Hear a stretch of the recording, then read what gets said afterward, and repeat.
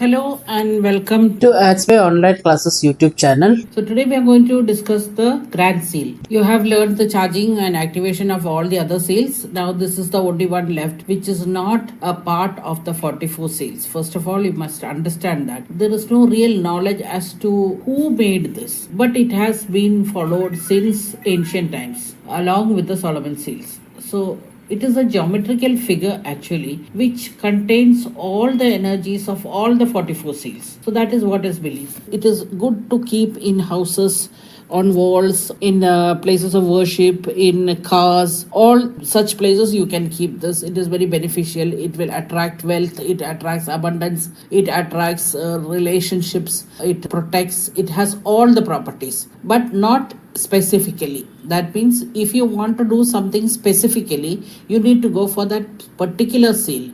But if you want overall health, wealth, happiness, that kind of an overall wellness, then you can go for this Grand Seal. This is called the Grand Seal. Now charging this, while charging all your individual seals, you can keep the Grand Seal also along with that to charge. So it will become more powerful. You can do the first activation with the Grand Seal along with all the other seals. And then after that, whenever you are charging another one particular seal, suppose you are charging Pentacle 1 of Jupiter, then you can keep Pentacle 1 of Jupiter on one hand, and at the same time on top of that or below that you can keep the Grand Seal also. While charging, it's sort of like a protection as well as it will increase the effect also. So this is how you charge the Grand Seal. Now there is a prayer which you need to say while charging the Grand Seal. You need to say that prayer and follow the procedure the same way as you are doing the charging of the individual seals. When you are performing any ritual or magic spell or spell casting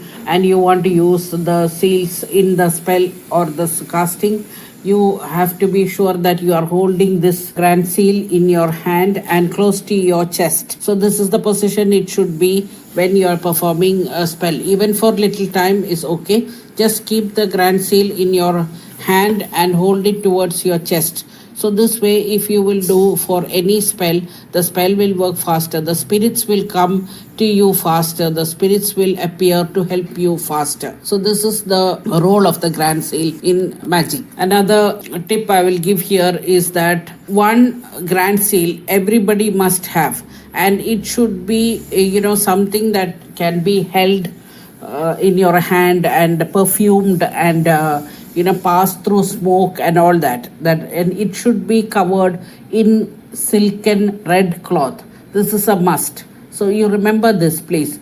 It should be covered in red silk cloth, it should be perfumed, and it should be passed through smoke. So these three things have to be done, and you can keep it in permanently safely in one place. So whenever you are charging or activating your seals, you will have one Grand Seal there like a protector for you. Another reason why we have this Grand Seal is for the spirits not to overpower us. Like when we are doing a magic working or when we are performing some spell and we have spirits involved in that, we are calling out to spirits because each seal has angels or spirits or God's name in that. So when we are calling out to any spirits or angels or any other beings, this Grand Seal will provide you the protection. They will not enter this Grand Seal. That is the one good thing about the Grand Seal, which is it behaves as a protector during ritual work. So these are the uses of the Grand Seal and the ways to charge it. So that's all in today's video. Please do like, share and subscribe to our channel and hit the bell icon to get notifications of all my uploads. Thank you so much for watching.